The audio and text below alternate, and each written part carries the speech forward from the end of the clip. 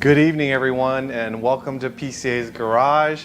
A little bit more of an informal setting here, not behind the bench like we normally are. This is Tech Tactics Live, episode 55. We're going to be talking about tires today. Before we get into introducing our guests here, let's make sure that you like, subscribe, and comment. We are trying to get to 100,000 subscribers, and each and every one of you that are watching can help us get a little bit closer to that. We, of course, normally recognize and thank our sponsor, Pirelli, and that just happens to coincide with our guest tonight that's talking about tires, Robin Wilkes, Vice President of Sales. Thank you so much for joining us. Yes, thank you very much. Very glad to be here. Very glad to be a sponsor together with you guys, and then obviously being able to attend here in person is always an honor. And we've had a fun day so far. He joined with us on the podcast, so there'll be, I think it's podcast episode 22. Catch that. We talk about a couple fun things that we did down at Miami F1. We talk about his Porsches. He has Porsches as well. Yep. And it was a fun chat. So tonight we're going to talk all about tires. Let's go ahead and put up the agenda to let you know what we're going to be talking about. Of course, we want to touch upon the 150-year celebration that Pirelli has. We're talking about latest technology in tires. What is the Porsche N rating? The challenges of preparing or developing a tire for electric cars, vintage tires. Those of you with older Porsches, what can you look forward to in a tire that's being produced today for vintage cars? And then we asked Robin some top tire tips. And so we will go through all of that. And I'm going to throw out, just to set the tone, because tonight we're talking about tires in general. Yes, he's with Pirelli. Pirelli's our sponsor, but we're just talking about tires in general. And I'm going to throw you this question from the first person that signed in today.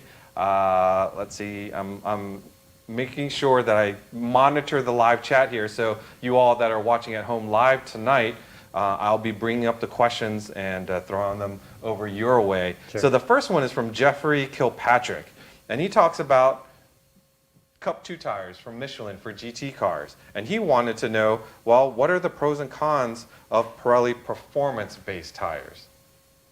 Sure, yeah. So speaking specifically to the Michelin Cup 2 tires that was requested, or that was asked about here. So obviously, Pirelli has a very strong relationship with Porsche, so does Michelin. And really looking at the GT cars, it's pretty much Pirelli and Michelin. There are a couple of exceptions, but generally speaking, it's Pirelli and Michelin. And so the Cup 2 tire, and if we're talking about a GT3 or a GT4, especially if this is an N-spec tire, which we'll talk about a little bit in a bit, but an N-spec tire means that Porsche has approved that spec, that tire for that vehicle. And for sure, we would say that if Porsche has approved it to go on their vehicle, to go on their GT product, it's a good tire. Mm-hmm. I'm not going to be here and say that Pirelli is much better than Michelin in every way. It's not the case, okay? Clearly, Porsche has selected what they believe to be the two manufacturers best equipped to fit their GT products. That's Pirelli and Michelin, and the Cup 2 is a good product. So from a Pirelli standpoint, we would offer something like a Corsa, or in some more extreme applications, we would offer a Pirelli Trofeo. From my perspective, the application is a little bit different, but ultimately, at the end of the day, they're all very high-end, high-performance, track-oriented products for lap times. That's the goal of the GT product. It's not a drag tire, it's not an off-road tire, nothing like that. So for our offerings, from my perspective, are very comparable. I'm not going to tell you that they're better across the board. They're very comparable. In a lot of cases, if we look at, say, the new GT3, Pirelli is on this vehicle, Michelin is on this vehicle. We get the same targets, generally speaking, from our OE customers. So we're facing the same targets. And if Porsche didn't think that Michelin or Pirelli had met the targets, they would toss them out. Exactly. So at the end of the day, we're both on it, which means we're both pretty close. And really it comes down to your personal preference, and in some cases, a slightly different use case. So I threw that question out there because I think it's really admirable and that you're here with us talking about tires in general. And I just wanted the audience to know that. It's like, sure, we're not trying to talk about just Pirellis. But Pirellis have been in the business for quite some time, 150 years. And Manny, who's sitting back there behind the controls with Robert, educated me a bit that 150 years ago, I believe Pirelli started with making insulation for wiring. And from there went to bicycle tubes and motorcycle tubes, and then of course our tires and car tires. And you've been around for quite some time. So you're in the business, you're serious about tires. Yes. So 150 years this year, which is a very big deal for us. Obviously a little bit before my time, but as you said, Pirelli has been a different company at different periods throughout time. Starting out, some of the first tires we made were bicycle tires, but in the late 1800s, we're talking the bicycles with the massive single wheel and then a tiny small wheel at the back. I forget the name offhand, but we were making tires for those bicycles and then branched well beyond that into telecommunications. There was a real estate segment. All through the 1900s, the Pirelli business, I would say, expanded in a number of different areas. But then really coming up at the start of the turn of the 21st century, there was a reorganization where Pirelli really refocused efforts back into consumer tires. We had a truck tire business for a long time, which has now been spun off. And so at this moment, the Pirelli strategy is very singular in the sense that it's purely passenger consumer tires. That's all we're focused on at the moment. All of our R&D, all of our efforts, everything goes into that. And this year, 150th anniversary, we're celebrating in a big way. So we've had a number of different events throughout the world. We have a factory here in the US, in Georgia.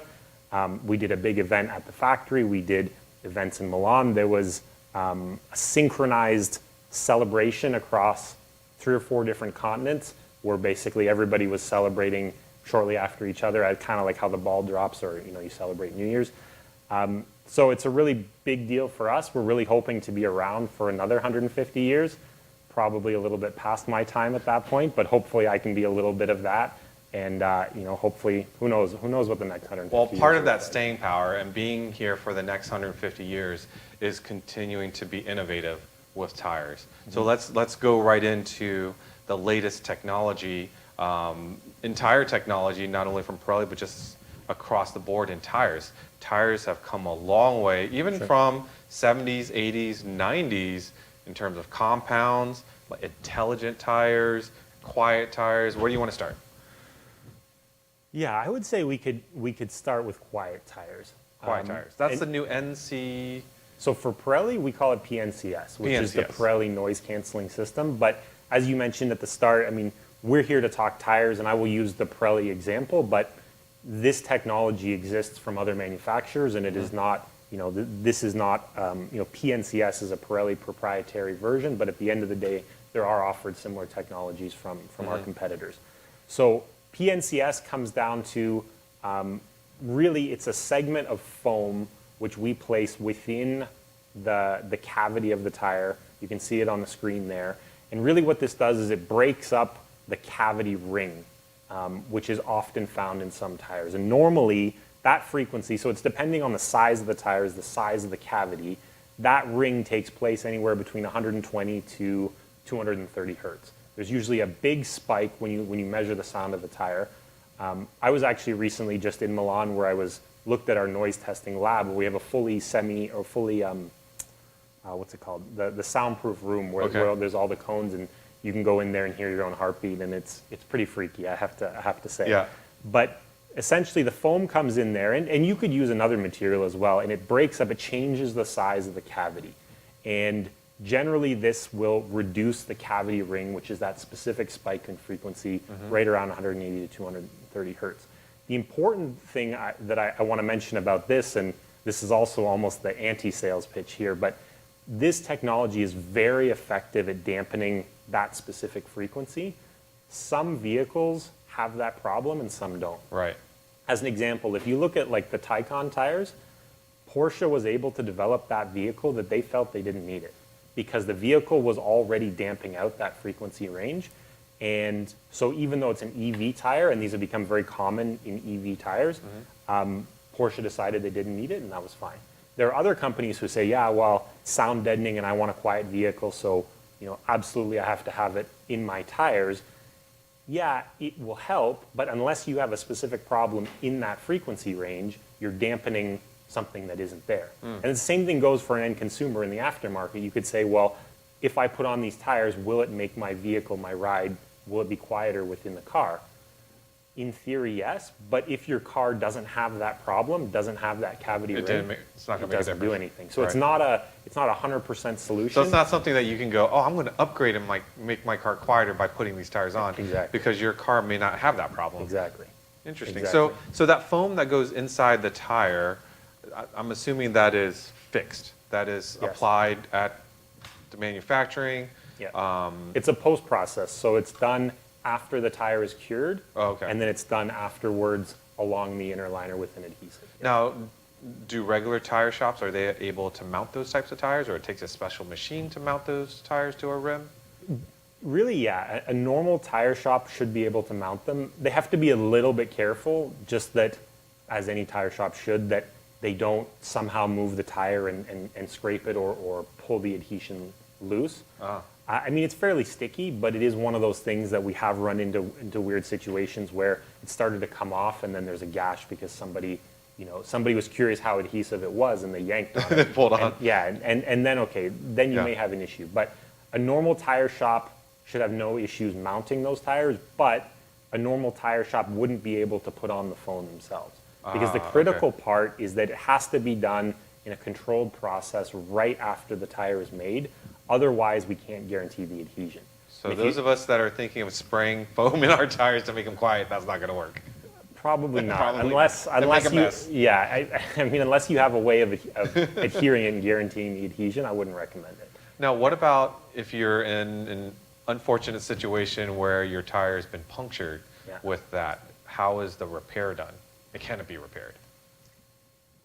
So we do not recommend repair on a puncture of these tires, specifically because when you repair the puncture, you start to pull the adhesive through the tire, which can then also weaken the adhesion on the foam itself. So if we're talking a puncture through the tread, obviously, something in the sidewall is a That's little going bit to be different. replaced anyway. Yeah. But a puncture in the tread, we do not recommend it.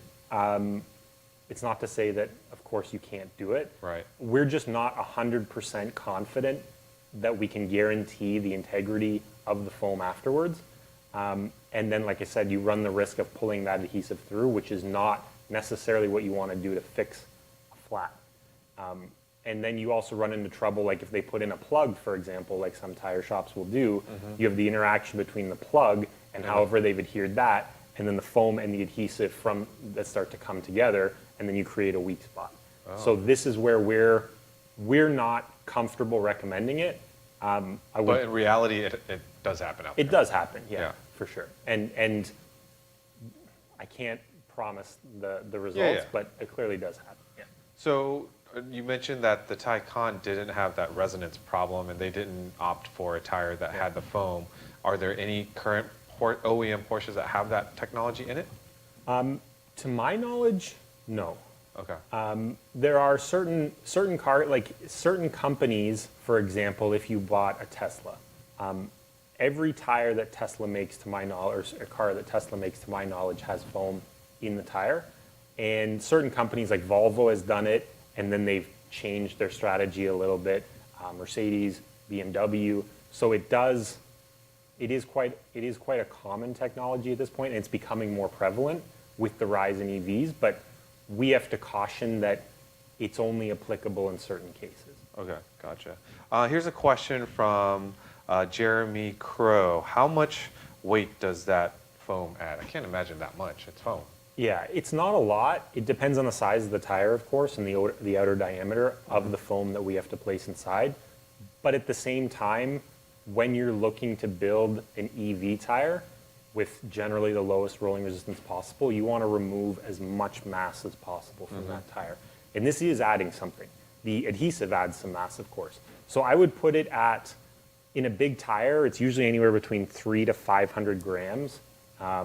So, you could put that at maybe like a pound, which is not a negligible amount. If you're looking at a I don't know, a 25, 30-pound tire, and you're looking at a pound added for the foam, it is something. And Right. with this idea of trying to pull as much mass out as possible, clearly this is going in the opposite direction. So that's why if you need it, it's very effective if you need it. But if you you don't, don't put it in. correct.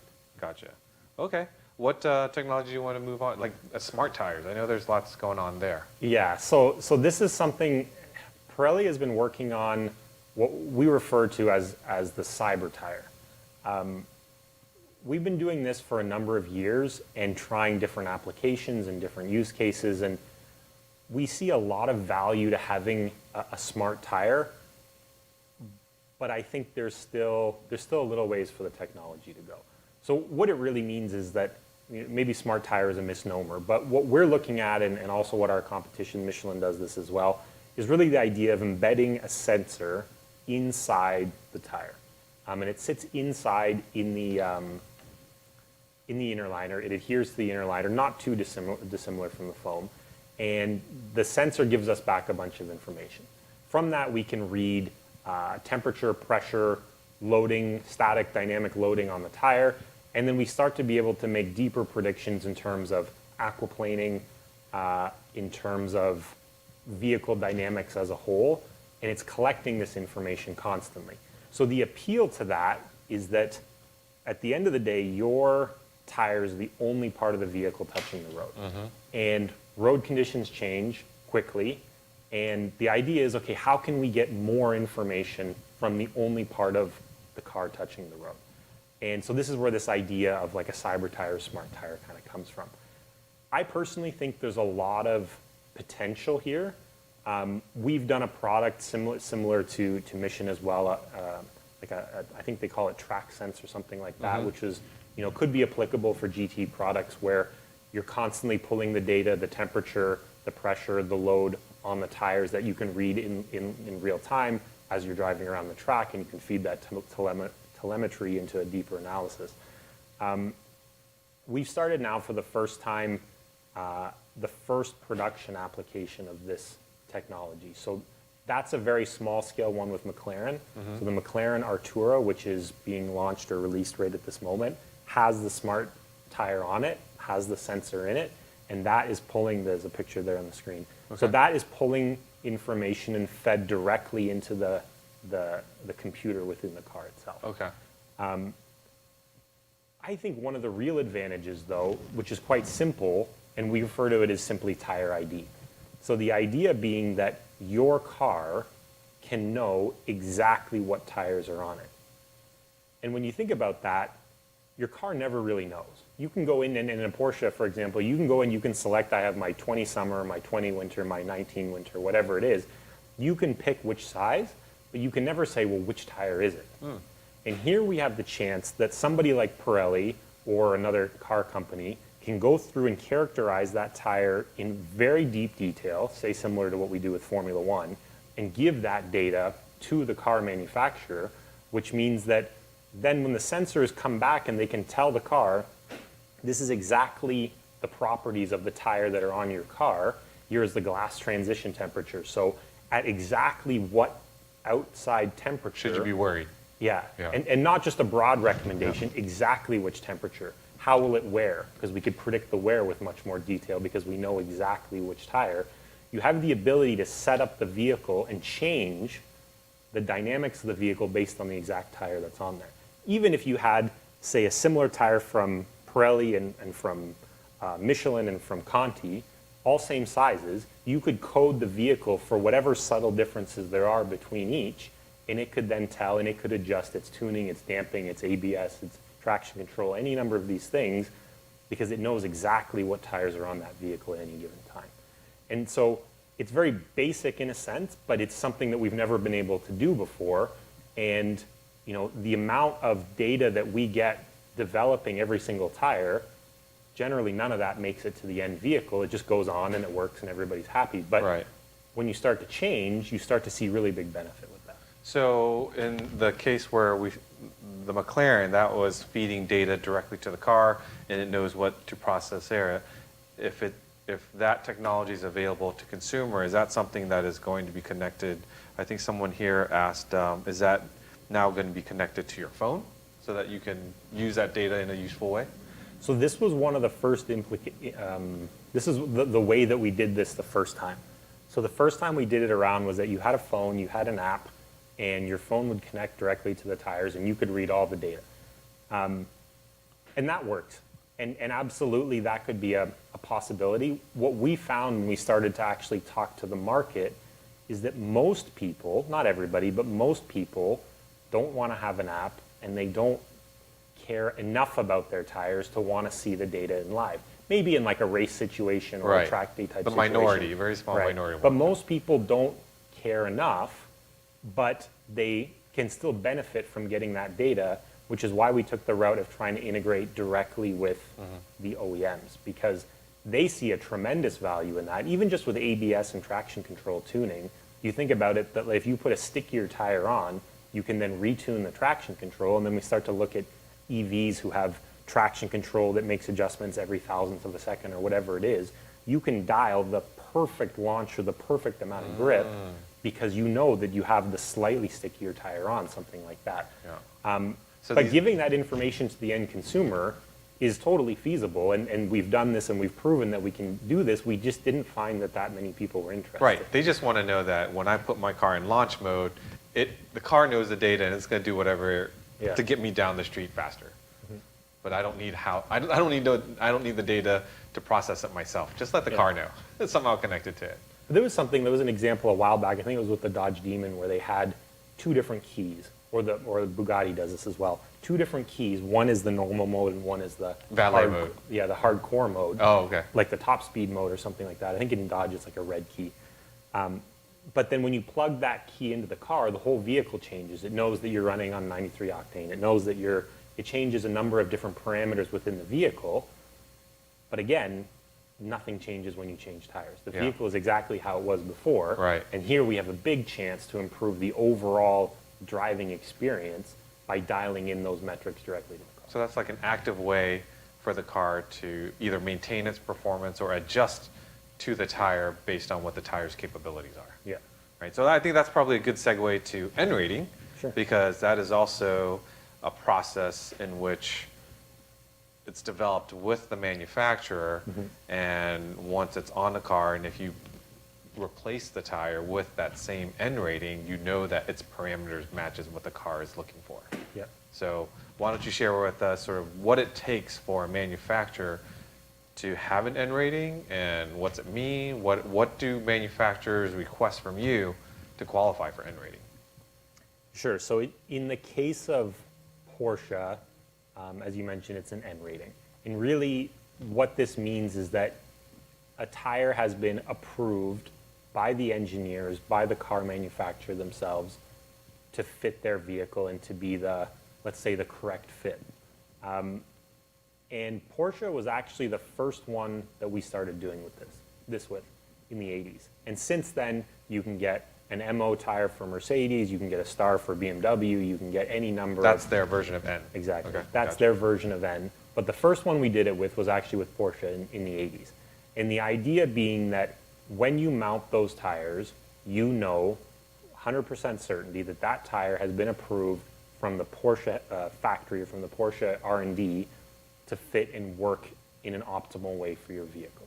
That's not to say that other tires can't work or that the vehicle won't work or anything like that, but you're getting some confidence knowing that tire has been selected and approved specifically by Porsche. In order to do this, each time for us, it's a pretty long process. So this is basically part of the full development cycle, which takes anywhere between 3 to 4 years of specific targeted tire development together with the OEM. And we do this for everybody, with everybody else as well. We're trying, and Porsche and other car companies are trying to compress this time frame. So we're doing more and more virtual simulation. We're doing more and more virtual development, trying to predict how a tire will perform before we actually put it on the vehicle, which is a really exciting field because it's something that we've never had the capabilities in the past of accurately modeling down to the detail, tire modeling, and how that integrates with a vehicle model, and how can we predict the vehicle dynamics, how can we simulate lap times. We have throughout the world, we have a number of different full-blown simulators where it's a big room with screens everywhere. And actually, I was in the one in Milan recently, and it's a Porsche sitting in there, a car in the middle that you can drive, and then the vehicle moves and it simulates all the motions, and this is how we test tires in a virtual way. But it takes generally 3 to 4 years from initiation of the idea, initiation of the project, when we agree with Porsche to do a new project, until we get to production. And only if we meet all of their requirements will they sign off, and then we have the N rating. So we cannot slap N on any tire we want. It has to be approved specifically by Porsche, and it has to meet their very long list of requirements. And that's the tire that goes on your vehicle. And then when you go to replace it, and you go to, whether you go to a Porsche dealership or you go to Discount Tire, you go to any other retailer, you can go in and ask for that same tire. And somebody might say, oh, wow, but you should get this one and it's just as good. And it could be good, don't get me wrong. But if it doesn't have the N marking, you know that it hasn't been specifically approved by Porsche. So here's a situation. Let's say you have N-rated tires, they're worn out, you go to your local tire shop, you're smart enough to know that you need an N-rated tire, but then the tire that's on your car is an N0, and then maybe the tire that they have at the tire dealer is an N1, N2, N3. So how does all of that work? So really that's just a way for us and for Porsche to differentiate between tires of the same size that have an N rating or that have an N mark. So using as an example, like a 245 35 20 front, 295 30 20 rear, very common 911 and Cayman size. And has been for quite a while. And of course, over time, we developed new iterations of it. We improved upon the product, but all of the other tires are still out there in the market. So in order to keep some differentiation, sometimes we go to an N1 or an N2, which really just allows us to say, well, N0 was what we made when the car first started, but then let's say Porsche wanted to improve the tire, requested improvements, so we did it, but then we label it N1 so that we know and we can differentiate which is which in the market. Generally speaking, the higher the number, that's the latest iteration? That's the latest iteration. And so if you move into this new tire, as long as it's N, if it's higher, the number is higher, that's okay. That'll still work on your car. Yeah. Oh, okay. Yeah. I would say in general that if you find, if you're going to fit tires for your car and they're the right size you need and they are N marked, so if I compare, say, the tires on my Cayman versus the tires on, say, a 911, and they're the same size, honestly, they've been developed very similarly because the vehicles overall share a similar philosophy. Weight is similar, weight distribution is a little bit different, but all things considered, the tires are likely quite similar. So as long as you find in the right size that N marked tire, then you're going to be in good shape.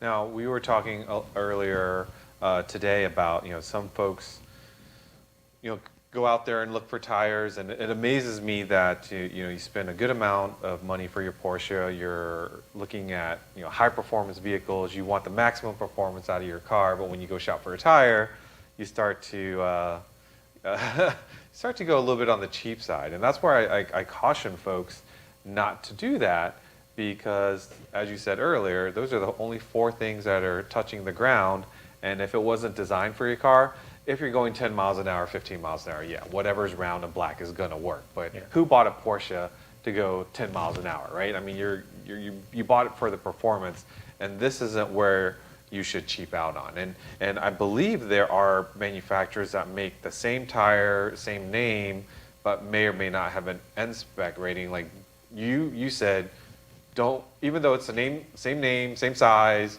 but if it isn't N-rated, don't take the chance. That would be my personal recommendation. And yeah, as you said, from our perspective, we're a performance company. So we don't have sub-brands, we don't have cheaper brands. Everything that we make is Pirelli, and everything we try to make in terms of the highest level of performance we can. But really, the higher priority than that is that the tires have to be safe. And in the case of a high performance vehicle, that means higher speeds, but it comes down to safety. And it comes, at the end of the day, the tires have to be safe. And as we said, they're the only things touching the road between your car. So this is why we would recommend going with something that's N spec. And there are lots of examples. If you pick something very specific, a very specific tire size, say like a GT2 RS size, something like that, which really like no other car is fitting tires in those sizes, you can go and buy an N spec Pirelli or Michelin or something like that. But I bet you'll find a fitment that fits that size from somebody else with no N marking. Because they just thought, okay, well maybe somebody doesn't want Pirelli or Michelin, they want a third option. And you can do that, and it might be fine, but I personally wouldn't recommend it, because at that point, that person is trying to take advantage and try to sneak in some sales, but they may or may not have any relationship with Porsche whatsoever. So they may be simply making that, hoping that you'll realize it fits and take it. It's not what I would recommend. Yeah, and I think Matthew Fuino here agrees with you. Never be cheap with tires and or brakes. Yeah. 100%. And anything that helps you stop is pretty important, in my opinion. Exactly. I'm going to back up just a little bit, because I'm curious about this one too. Someone had asked earlier when we were talking about technology, what about those tires that have like a rubber structure inside that doesn't require airless, I think it's called. So is that something for garden tractors only, or will that be developed for sports cars or maybe SUVs down the road? Yeah, so this is a really interesting concept that's been floating around for quite a while. And there are a few limited applications. The Tweel, as it was phrased by Michelin, is kind of the most well-known one, although there are different iterations from different companies as well. It's a really interesting idea, because the concept is that you can get a puncture and it doesn't matter because there's no air within the tire. There's a lot of, how would I say it? It's been talked about for a long time, and it has not seen a real commercial or a real widespread application. There are a couple of big issues with it. One is that the lateral performance of that tire is a big issue, because generally speaking, you have this, a number of different segments, and then you have a strip of rubber running over it. Maybe for something like for a airport taxi or something that goes back and forth, I could see there being some value. But if you take that tire, which is on the screen, and you subject it to hard handling, which not necessarily a Porsche on a track, your family SUV that has to avoid a moose on the road or something like that, it's not going to hold up. And so we as Pirelli, to be very transparent, don't believe that there's a place long term in our world to have this product or this concept come to fruition. That looks like a very heavy tire to me. Like, that's a lot of rubber. Yes. Right? Yeah, it's a lot of rubber, and it's, I think the way I would say it is that it's been talked about for a long time, and we still have never seen anything really come through. And there are more rumors now, 2023, 24, 25, that we're going to see more applications of it. I can see industrial applications for it, maybe, where it's, you're just rolling backwards and forwards, and you don't want to ever have to worry about putting air in it. But for a road tire that sees all sorts of, different pressures and different forces, as a performance tire, I don't think that will come to full term. Yeah, and I think that there's other, like, when you look at something like an agricultural tire or a forklift tire, well, to be really extreme, a forklift tire is solid rubber. There's no air in it whatsoever. It is just a big block of rubber, and so it can take a tremendous amount of load, but it doesn't have a lot of damping. But to me, that kind of idea, let's say like a big wheel with some solid rubber running around the outside, and then a sophisticated suspension system, I could see there being some application there, but it's also a question of longevity. What happens if those areas in the side fill up with snow, for example? How do you manage that? Right. What happens if it takes an impact from the side? I mean, one of the big advantages of tires is that even though you can get a puncture, even though you can get a blowout, they're pretty resilient. Because they're full of air, they're designed to take impacts, and they're designed to continue on as they were before. Now, sort of on the other side of the spectrum, because we're talking about structure, technology, this was an interesting question, which John Emmett posted here tonight. Is Pirelli coming out with street tires with yellow Pirelli lettering soon? What's that all about? Yeah, that's a good question. Are you literally talking about, yeah, like that kind of lettering? Yeah, I mean, that's a Formula One tire. But they're looking for that on a street tire? I have a feeling that's what this is in reference to, yeah. Okay. So what I will say is that first off, I can't confirm or deny any future Pirelli product plans here in this moment. But looking at what we do in Formula One with the stripes and with the letters, and the fact that Pirelli has had a colored tire program for a number of years, there are examples out there, and if you ever were to visit our factory in Georgia, for example, I was just there yesterday, and there's a vehicle, what I'll say is there's a vehicle sitting in our parking lot with tires with yellow lettering and yellow colors. So at a high level, I would say we can do it. They're out there in the market. It's in Formula One. What we're doing is much more than a sticker. We should be clear that it's not a sticker. Right. This is an actual compound, a colored compound baked into the sidewall, because we don't think any sticker would hold up to, say, if you Right. We drive see along tire a curb. stickers at car shows, and people put on with rubber glue or whatever it is, and it looks terrible. This is actually built into the tire. Yeah, so this is cured into the tire. Yeah, not those. Those are Yeah. clearly stickers, and they didn't know how to glue within the lines. Exactly. Yeah, exactly. Not those.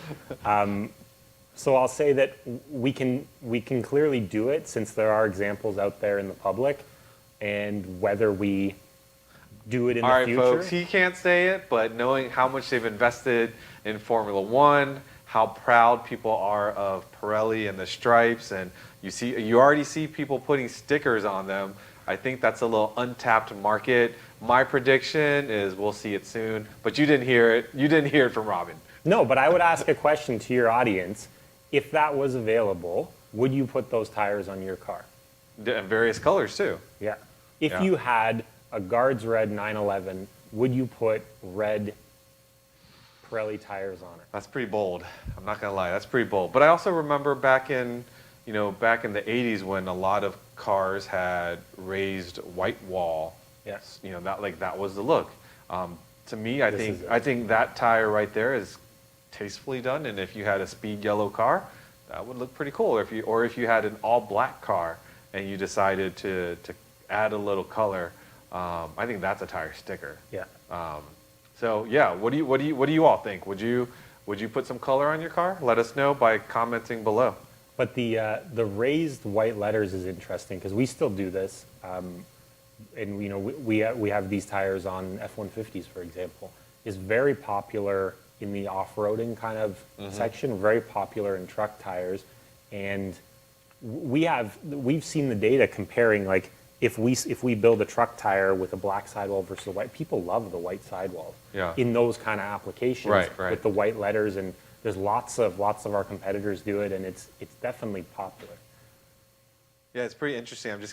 I'm looking down and people are answering yes, no, yes, no, yes, no, and some people are quite conservative and some people are more flamboyant, and that's what's great is if you want the color, hopefully this will be available down the road, and if you don't, you can stay with the standard old black tires and be kind of low key. That's not a problem. So let's move into electrification. This is where it kind of boggles my mind how we talked about factory demands on a tire manufacturer. Electric cars, we know they've got tons of torque, they're fast, but electric cars also need range. So you're talking about rolling resistance. So how do you answer the question of, I need a tire that has minimum rolling resistance, but yet at the same time my vehicle has 600 horsepower and it needs to go and stick. Yeah. How do you make that happen? Yes, it's difficult is the short answer. And I'll say, like, to start off a little bit philosophically almost, that so I used to be an engineer, and I used to be a tire engineer for a number of years. And what good tire design is a question of balance. So that's to say that there's no such thing as free performance with tires. And so we always have this very complex web of targets from our customers, and they say, well, we want you to meet all of the targets. And we say, well, look, we could meet these ones, but then we'd have to trade off this. We could meet these ones, we'd have to trade off this.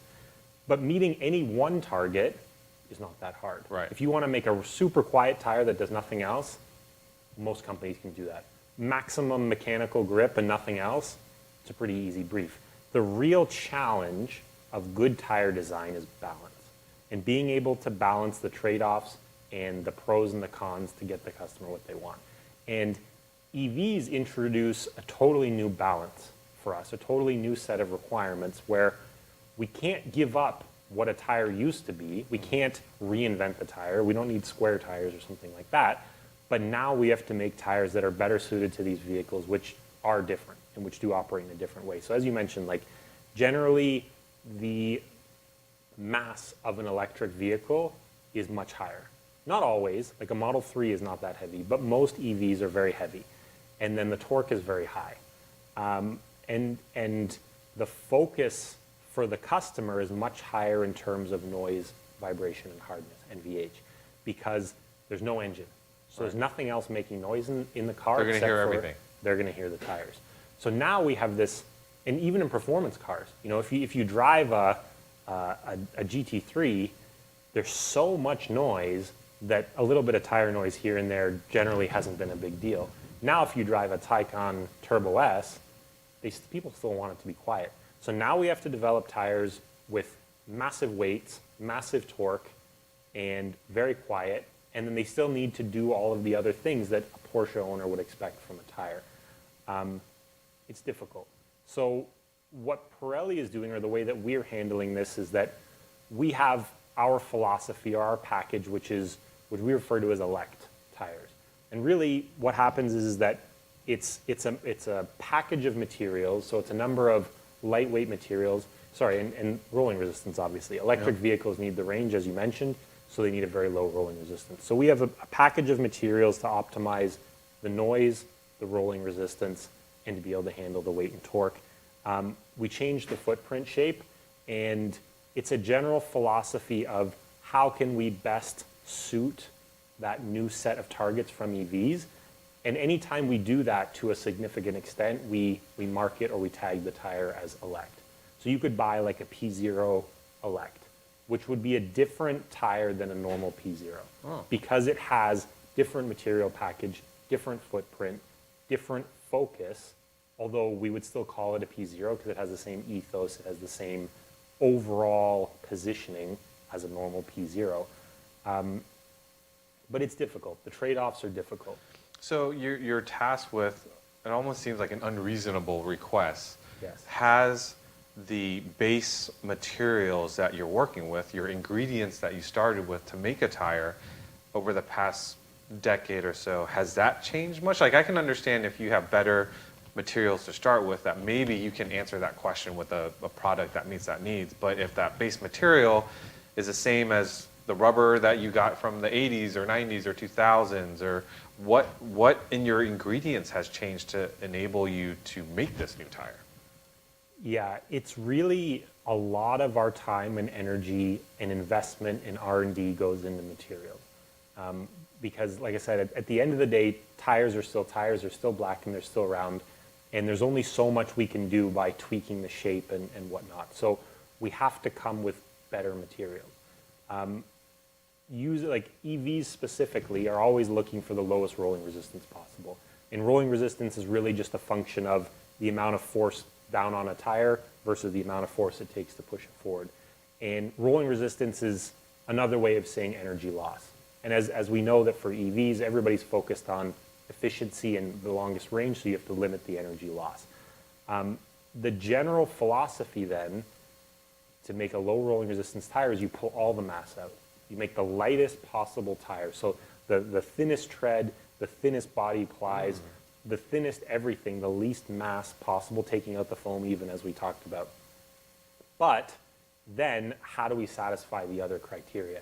This is where we need to have new materials, and this is where we're investing a lot in being able to say, you know, we pull the material out, but you need a tire that lasts more than 5,000 miles. If I pull all the rubber out of the tread, it might be very light, it'll handle great in the dry, but only last 5,000 miles, and this is not acceptable.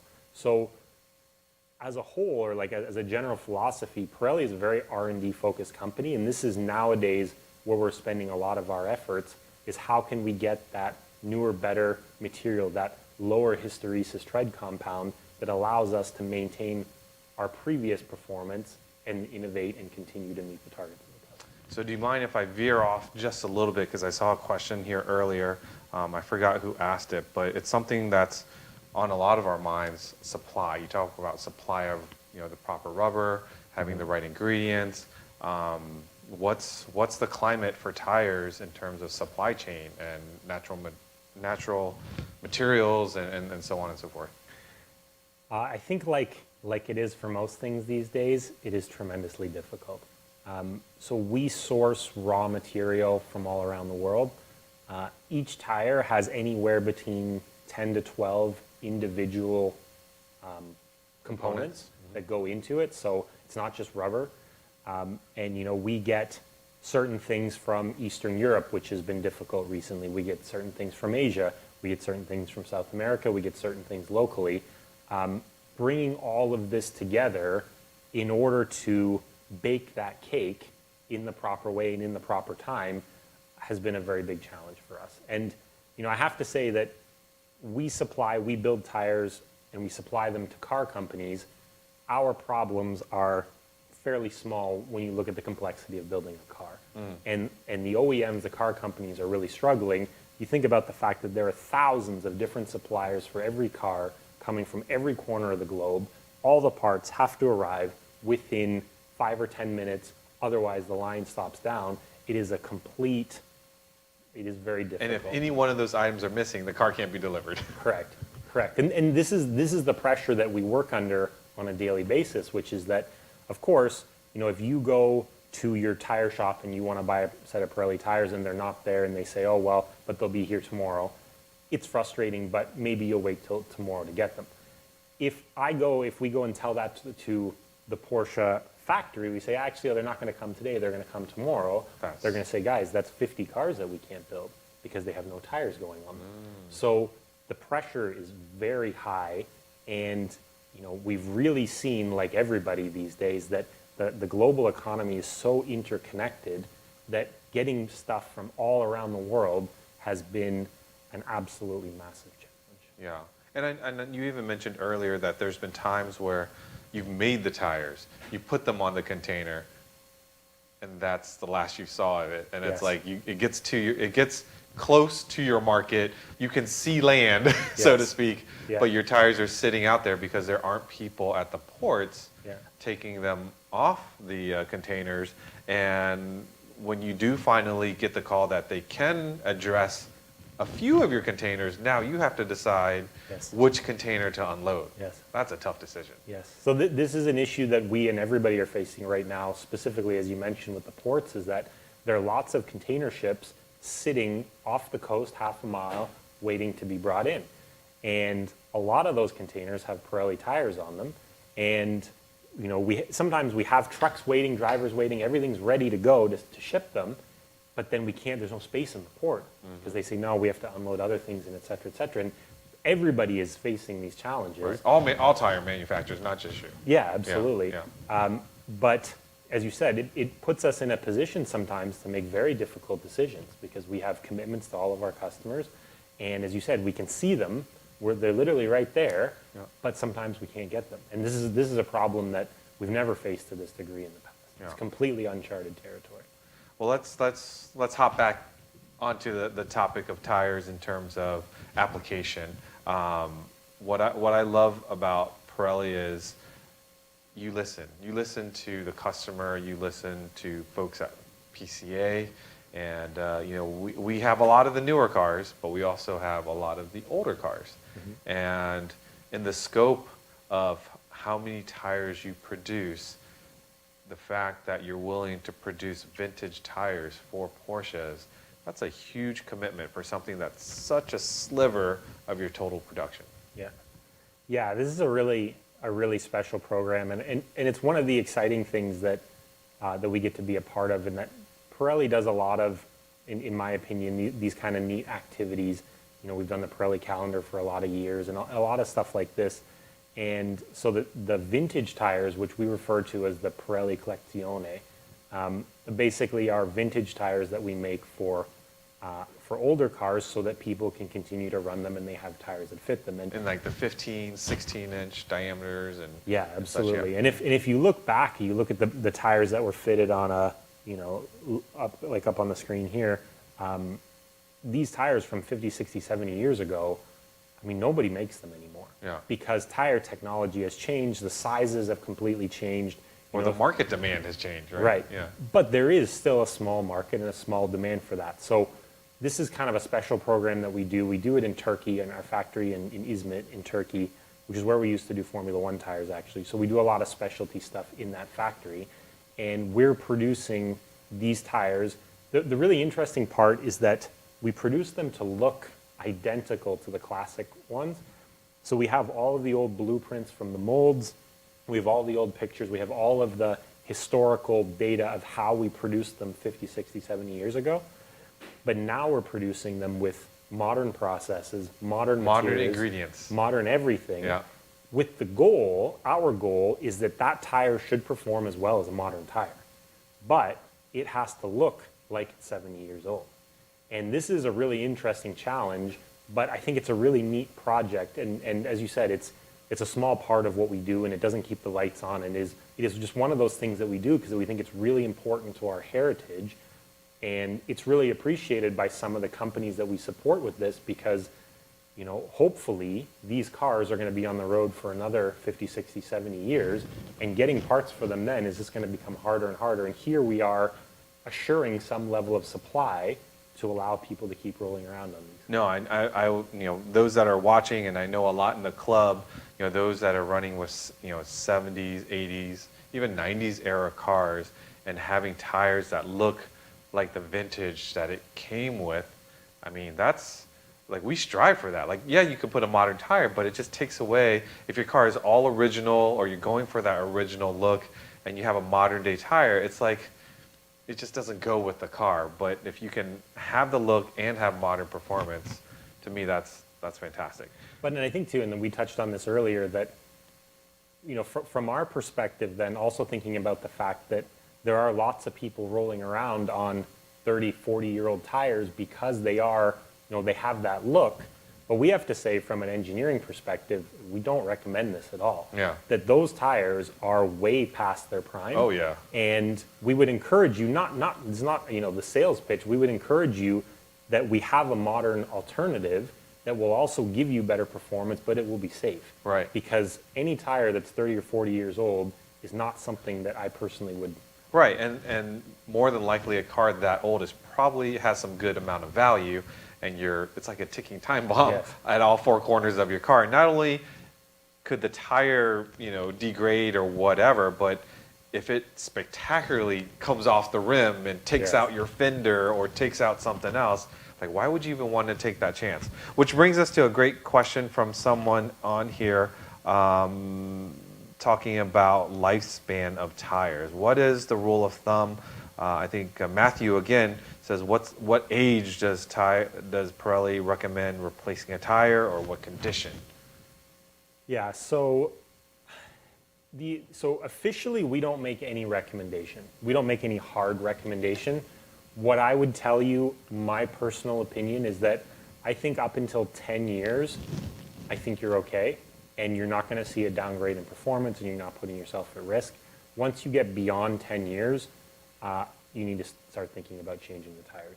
There's a certain school of thought that will say, well, for really high performance tires, it needs to be 5 years. And there might be some merit to this. Yeah. There's no exact answer. Some manufacturers will give a recommendation. We generally don't, because it depends on the tire. Right, and whether or not it sat outside or did it sit in your Exactly. garage, and was it Exactly. properly inflated or did it sit flat for 5 years? Right, or did the temperature drop below zero at some point? All of these kind of factors is why we don't make a hard recommendation. But I would say 10 years and you're okay, but anything beyond 10 years, And it's very easy, like that, the age of your tire is printed right on the outside of it. And you know, maybe we can show a picture later, but you know, one of the things that I would recommend is take a look, and once you start to realize, or you can learn where it is, exactly this DOT code here, which is the week and the year, you'll So immediately 33rd know. week, and that's 2016. That's Correct. how you know the age of that tire. Correct. And so you can tell exactly how old the tire is from that, and you can make your decision from there. So let's move on to your tire tips. We've got 5 of those, and we're almost at the top of the hour. Robert, can we put up there the first tire tip? And you're talking about comfort pressures versus full load pressures. What's your tip there? Yeah, so this is something that I learned in my own 911, I have to say. It's something to keep in mind specifically with Porsches and with German-made cars, is that often there'll be a setting within your dash that will allow you to choose whether it's a full load or you can choose a comfort pressure. The thing that you have to keep in mind is that Porsches are designed and developed in Germany, where anybody can take that car up to its max speed on the highway and they can do it legally. So Porsche develops the cars to be safe at that speed, and we develop the tires to be safe at that speed. In the US, you can't do that legally and you can't get even close. Right. So often the pressures are set quite high because they need to be to sustain 150, 70, In 80, Europe. exactly, Yeah. mile per hour in Europe. In the US, you can often dial it back a little bit with this comfort pressure because that will give you a better ride quality, theoretically better grip as well, and You still be perfectly safe. exactly. Okay, very cool. They're over-engineered as German products often are. As Porsches are, right? Yeah. So let's talk about the tip number 2 is still talking about pressures, and this one's about monitoring your pressure. Yeah. Yeah. So what I suggest specifically if you're doing any sort of intensive or strenuous driving, and I had this experience quite recently at a track day in my GT4 where it was a hot day, it was an empty track, and I was driving a lot of laps, and the pressures were going up and up and up. And I could feel, I'm not a professional driver, I'm not an expert or anything like that, but I could feel the grip start to go. And I checked my pressures, which were, I think it's something like 48, way too high. So I pulled a lot of air out and I kept a close eye, and it made an instantaneous Absolutely. difference. I could see it immediately. So always try to keep within 3 to 4 PSI of that placard, the pressure on your door sill. And if you're driving hard, keep an eye on it because Oh, yeah. it goes up fast and then you need to let the air out. The flip side to that is once you get home and everything's cooled off, make sure to put the air It's going to be back like in. at 19. Yeah, exactly. Well, that's the thing is, especially on track, and the reason why it's going up is because of the heat. And as I believe it's for every 10 degrees, the tire temperature goes up. That's representative potentially about 1 PSI. I think that's the rule of thumb. Don't quote me. But the key tip there is monitor it if you're driving aggressively. Tip number 3, we're talking about summer tires and what happens when the temperature drops. Yeah, so this is the general rule of thumb, and most other tire companies I think will agree with this, that if you're driving on summer tires, the rule of thumb I would give is that at 40 degrees or below, you will start to lose performance, specifically the grip in your tires. The compounds are not set up to work below that temperature. So be mindful if you're going into your normal turn on the drive home and you're cooking it, that if the temperature is below 40, you're not going to have the same level of grip that you've had before. Below 20 is where you really start to risk permanently damaging the tire. Yeah. Here's where you start to see the cracking, cold weather cracking. You blow past the glass transition temperature, and quite literally the tire compound starts to turn to glass and very brittle. Yeah. So if you're in a situation, you park it outside and the temperature drops, don't move it. Below 20, don't move it. Wait until the temperature comes back up, and then at that point, you can go onwards. But anything below 20 and you risk permanently damaging the tire. Yeah, I've talked to other tire manufacturers where it was a summer tire, super sticky, and they said if you get into very cold climates, 20 degrees, 10 degrees, they're like, don't even sit in the car. Like you Yeah. just do not want any sort of weight transfer in it because you could introduce a crack. Yeah. All right. Tip number 4, talking about tread depth. Yeah, so this is a common one that I think a lot of people know. The idea is that you can use a penny, you can stick a penny into the groove of your tire, and you can tell if you have enough tread left or not. Basically, if the tread covers Abe Lincoln's head, then you have enough tread, and if it doesn't, you don't. The other thing that you can check is that all tires will have what would be called a tread wear bar In between the grooves, which is what I would personally do. So if you look between the grooves, there's a little piece of rubber that runs across. And once that starts to become flat with your grooves, you're all out. So make sure that at that point you have to change it. And it's also important, especially with Porsches, exactly is there on the screen. don't just check the most visible tread that's towards the outside of the car by the fender. It's very important to check all the way, especially in the rear, cars with lots of camber. Check the tread on the inside of the tire. And the front and the back. And Because front and back. As much as we try, often tires front and back don't wear at the same rate. And so checking the front versus back can get you a totally A different lot of times with Porsches, it's like 2-to-1, two tires in the back to the one up front. They wear much faster in the rear. Yeah. All right, let's talk about three-peak mountain snowflake icon.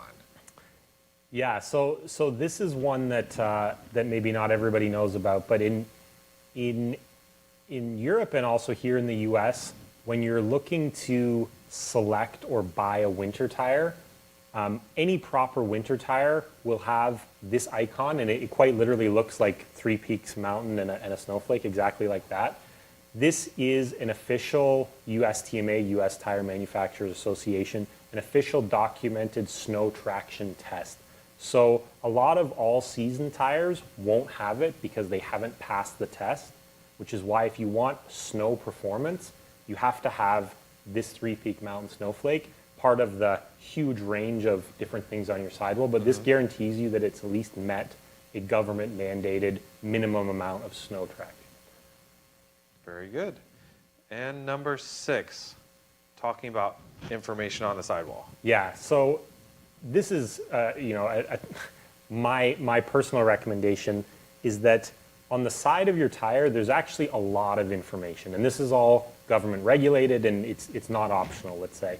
But if you can learn to read the different marks on the side of your tire, you can actually learn a lot about it. You can figure out when it was made, where it was made, how many actual body plies, steel cords are in it. You can figure out the maximum loading, the maximum pressure, whether it's rated for snow. There's a lot on there, and unfortunately, each tire manufacturer has a different design, so they're not always in the same spot, but all of that same information is always there, and that will really help you understand, more about the tire and exactly like what it is that it's suitable to. Knowing when the tire was manufactured for me is always important, especially when you're buying a used car. And they say, "Oh, I've got great tires," but you look down, and they may have good tread, but it's a 12-year-old tire. So I think that's a quick way to learn, how did this person maintain their car, and are they being truthful and all that kind of stuff. So it's good to know these little tips of the trade. But there's other ones too, like on that screen where what was just being shown on the screen there. There's a DOT code, which is the 2 sets of 4. Yeah, those 8 characters there. That is a unique code to that specific tire spec, which means if you need to find a 4th tire and you're missing one, and you find, say, a Pirelli in a common size, and you're like, I don't know if this matches the other 4, you can look up the unique code, the DOT code, which tells you, is it the same spec or not? So we would translate that number into a Pirelli spec number, and that way you can tell, is it the same tire or not? If you're looking at, if they look the same. So would the other tire have that same lettering on it? Yes. And you could know that you could use it as well? Yes. Oh. Yeah. So the way that the translation is done is different for tire manufacturers. They have different codes and different systems, but they all have these unique identifiers, which allows you to determine if they're the same ones or not. All right, and let's go for the last tire tip. Yeah, the last tip I have is just quite broad, but to say that there truly is no one tire that fits all. There's no one tire that's the best at everything. And really, when it comes down to picking tires, putting tires on your car, I would encourage everyone to really give it some thought. Think about, what do you use your car for? What do you want it to be good at? What is your use case? And then talk to somebody who knows about tires. Go to the store, go to the Porsche dealership, and explain to them that this is my use case and I want a tire that fits that. Because as we mentioned before, there's always a balance, and there is no Pirelli tire that's the best at everything. There's no Michelin tire that's the best. It doesn't And work what like works that. for me might not work for you. Exactly. And even if we have the same car, we might have different, different ideas. And like one example just for me briefly is that, as I mentioned before, I have a GT4, and you can get that vehicle with like a Dunlop race tire on it, which is very aggressive, very hardcore track tire. I live in Michigan, and I want to be able to get up in the morning, a cool morning, and take my car for a drive. I don't have to worry about heating the tires or anything like that. And so for me, it's not the right case. It might be a great tire, don't get me wrong, Right. for its use case, but it's not the right tire for me. For Robin's case. Exactly. So really give it some thought and think about what is your use case, what do I want from it? Because the beauty is, you could say the beauty, there are a lot of options. A lot of options out there, similar to the automotive industry as a whole. There's no two main players. It's not an iPhone or a Samsung. Lots of options, lots of good tires, and once you know what you're looking for in a tire, then it makes it easier to find the right one for you. Perfect. Well, Robin, thank you so much for joining us. I told you an hour would fly right by. A few things I want to touch upon. Works Reunion Monterey. We're going to be there August 19th. Make sure you show up. It is going to be a full house, and we've got some great cars coming. Hope to see you there. Labor Day weekend, hope to see you at Indy for Sports Car Together Fest. Recently, we announced the winner of the raffle. Unstock. Unstock is November 13th, our modified show. The location will be announced soon, but save the date. The next Tech Tactics, we're going to be talking about repairing your PDK. Not many people have heard about that because most people think you can't repair a PDK. So we're going to venture into that area. 1 mile reviews are up. Again, the raffle video is up. The podcast, I think we're up to podcast 21. Make sure you take a listen there. Today we took Robin on a tour of the podcast studio, and we did the podcast 22, and that was a lot of fun. So with that, I close it out. I hope you enjoyed the show. Like, comment, subscribe. We'll see you next time.